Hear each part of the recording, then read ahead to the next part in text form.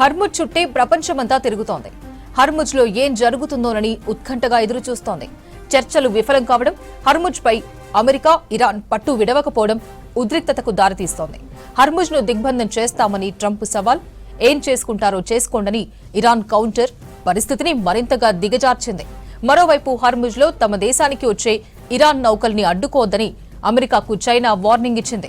ఇక భవిష్యత్ చర్చలపై ఇరాన్దే నిర్ణయమని అమెరికా ఉపాధ్యక్షుడు జేడీ వాన్స్ స్పష్టం చేశారు.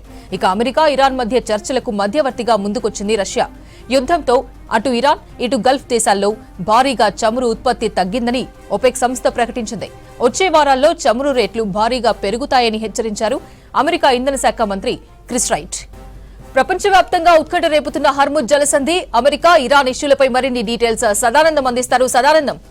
అమెరికా అండ్ ఇజ్రాయెల్ వర్సెస్ ఇరాన్కు సంబంధించిన యుద్ధం, వాళ్ళ చర్చలు, ఈ అన్ని అంశాలు వాళ్ళ దేశానికి ఎంత మంచి చేస్తున్నాయో ఎంత హాని చేస్తున్నాయో తెలియదు, కానీ ప్రపంచ దేశాలను మాత్రం ఆర్థికంగా చాలా వరకు వెనక్కి నెట్టేస్తున్నాయి. ఎందుకంటే ముఖ్యంగా ఈ రెండు దేశాల మధ్య జరిగేటువంటి ఈ యుద్ధంలో హార్ముజ్ జలసంధి నుంచి వచ్చేటువంటి షిప్స్ అన్నింటి కూడా ఒక పెద్ద బ్లాకేజ్గా అయిపోయింది. అదొక ఇప్పుడు హార్ముజ్ జలసంధిపైనే ఆయా దేశాలే కాకుండా ప్రపంచ దేశాలు మొత్తంగా చూస్తున్నాయి. ఎందుకంటే ప్రపంచవ్యాప్తంగా గ్లోబల్ ఆయిల్ మార్కెట్లో 20% ఇదే స్ట్రెయిట్ ఆఫ్ హార్ముజ్ నుంచే ఇతర దేశాలకు వెళ్తూ ఉంటాయి. సో ముఖ్యంగా మన ఇండియా కానీ చైనా లాంటి దేశాలకు almost 70% of the crude oil ఇదే స్ట్రెయిట్ ఆఫ్ హార్ముజ్ నుంచి అటు వస్తూ ఉంటుంది. ముఖ్యంగా మన దేశానికి సంబంధించి మన ఇండియాలో ఉన్నటువంటి 15% మాత్రమే ఇండియాలో ఆయిల్ ప్రొడ్యూస్ అవుతుంది. మిగతా 85% మనం ఇతర దేశాల నుంచే ఇటు ఇంపోర్ట్ చేసుకుంటాం. సో దానిలో 80% ఇదే స్ట్రెయిట్ ఆఫ్ హార్ముజ్ నుంచి మనం ఇంపోర్ట్ చేసుకుంటాం. అలాగే మన పక్కన ఉన్నటువంటి చైనా కూడా ఇదే స్ట్రెయిట్ ఆఫ్ హార్ముజ్ నుంచి almost 75% of the oil import చేసుకుంటూ ఉంటుంది. అలాగే ఇటు పక్కనకి వెళ్తే సౌత్ కొరియా కానీ, లేకపోతే జపాన్ కానీ, బంగ్లాదేశ్ కానీ, ఫిలిప్పీన్స్ కానీ, థాయిలాండ్ కానీ, ఆయా దేశాలు మొత్తం కూడా ఇదే స్ట్రెయిట్ ఆఫ్ హార్ముజ్ నుంచి ఇరాన్తో పాటు గల్ఫ్ కంట్రీస్ నుంచి వచ్చేటువంటి ఆయిల్ని ఇదే స్ట్రెయిట్ ఆఫ్ హార్ముజ్ గుండా ఇంపోర్ట్ చేసుకుంటూ ఉంటాయి. సో ఇప్పుడు యుద్ధం వల్ల ఇరాన్, అమెరికాలు చేస్తున్నటువంటి వాళ్లకు ఉన్నటువంటి ఈ సమస్యల వల్ల ఈ ఆయా దేశాలు పూర్తిగా ఆయిల్తో చాలా వరకు ఇబ్బందులు పడుతున్నాయి. సో ఫిబ్రవరికి ముందు, అంటే ఈ యుద్ధం స్టార్ట్ అవ్వక కంటే ముందు, ఇటు అప్పుడున్నటువంటి క్రూడ్ ఆయిల్ ప్రైస్ ఇప్పుడు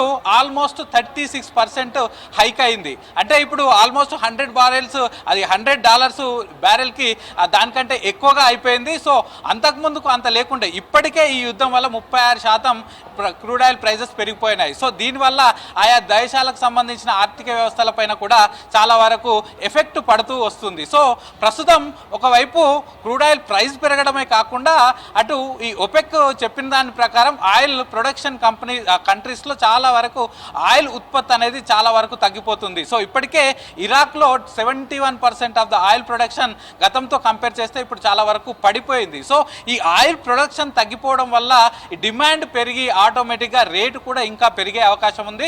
సో ఇప్పుడు ఈ మార్చి కానీ ఏప్రిల్లో కొద్దిమేర ఇప్పటి వరకు కేవలం 36% ఆఫ్ ద ఆయిల్ ప్రైజెస్ పెరిగాయి. కానీ రాను రాను మే, జూన్ విషయానికి వస్తే ఇది ఇలాగే కంటిన్యూ అయితే, యుఎస్కు ఇరాన్కు మధ్య చర్చలు ఇంకా సఫలం అవ్వకుండా ఇలాగే కంటిన్యూ అయితే మే నెలలో ఈ రేట్స్ అనేవి ఇంకా డబుల్ అయ్యే అవకాశాలు ఉన్నాయంటూ అటు అమెరికా చెప్తుంది, ఇటు ఒపెక్ కంట్రీస్ చెప్తున్నాయి. సో గ్లోబల్ మార్కెట్స్ కూడా వాటిని చూస్తే మనకు అర్థమైపోతుంది. సో మరోవైపు ఈ స్ట్రెయిట్ ఆఫ్ హార్ముజ్లో ప్రస్తుతం ఏం జరుగుతుంది? సో ఈ స్ట్రెయిట్ ఆఫ్ హార్ముజ్ను మేము పూర్తిగా ఇంకా ఆధీనంలోకి తీసుకుంటాం, మేము ఏ షిప్ను కూడా పంపించమంటూ ఇరాన్ పూర్తిగా గట్టిగా చెప్తుంది. ఇక మరోవైపు అమెరికా ఏం చెప్తుంది? ఇటు గ్లోబల్ ఎకనామిక్ టెర్రరిజానికి ప్రస్తుతం ఇరాన్ పాల్పడుతుంది.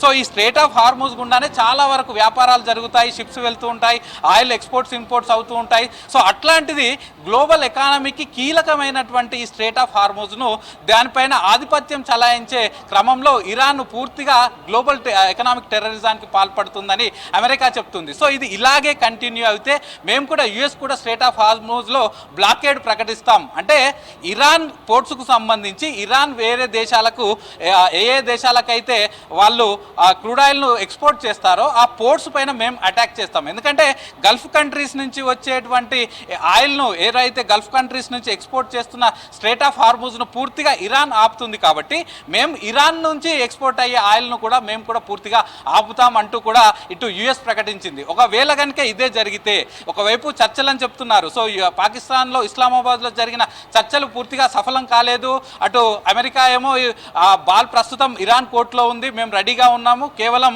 వాళ్ళు యురేనియం ఎన్రిచ్మెంట్ ఆపితే, అలాగే పూర్తిగా వాళ్ళ దగ్గర ఇటు అటామిక్ బాంబ్స్ వాళ్ళు ఆపితే అప్పుడు మేము సిద్ధంగా ఉన్నామని అమెరికా చెప్తుంది. ఇరాన్ మాత్రం వాళ్ళు అన్రీజనబుల్ కండిషన్స్ యుఎస్ పెడుతుంది కాబట్టి మేము వెనకొచ్చేసామని ఇరాన్ చెప్తుంది. సో ఆ చర్చలు ఒకవైపు జరుగుతూనే ఉన్నాయి, అవి సఫలం కాలేదు. 21 గంటల పాటు జరిగిన చర్చలు కూడా ఇస్లామాబాద్లో సఫలం కాలేదు.